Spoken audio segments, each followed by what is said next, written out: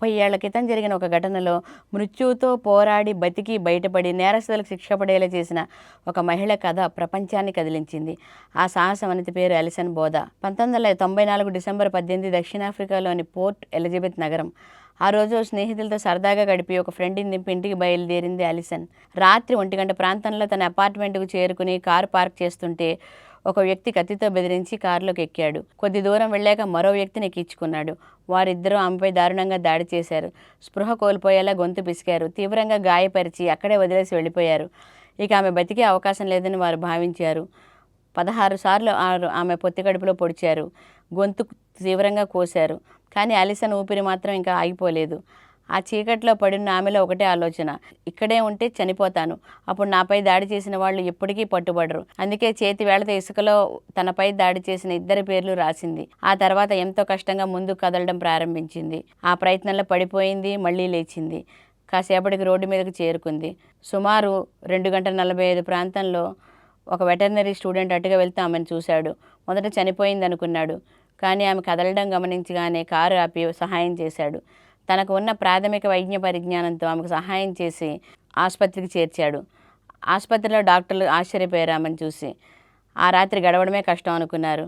కానీ అలిసన్ అన్నీ తట్టుకుని బతికింది. నిందితుల్ని ఫోటోలు చూసి గుర్తించింది. చివరికి ఆ 2కి జీవిత ఖైదు విధించారు. అయితే కోర్టు తీర్పుతో కథ ముగియలేదు.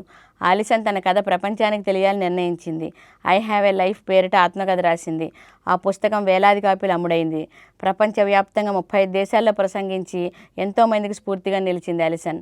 1995లో ఆమె అసాధారణ ధైర్యానికి Paul Harris award, Femina magazine వారి ఉమెన్ ఆఫ్ కరేజ్ అవార్డు అందుకుంది. Port Elizabeth citizen of the ఇయర్గా కూడా ఎంపికైంది. ఇంకా పెద్ద అద్భుతం 2003లో జరిగింది. ఎప్పటికీ తల్లి కాలేనని అనుకునే అలిసన్ ఒక బిడ్డకు జన్మనిచ్చింది. ఆమెపై దాడి చేసిన 2 నేరస్తులు దాదాపు 30 సంవత్సరాలు జైల్లో ఉన్నారు. కానీ 2023లో వాళ్ళకి పెరోల్ మంజూరైంది. ఇది అలిసన్కు మరో మానసిక కుదుపుగా మారింది.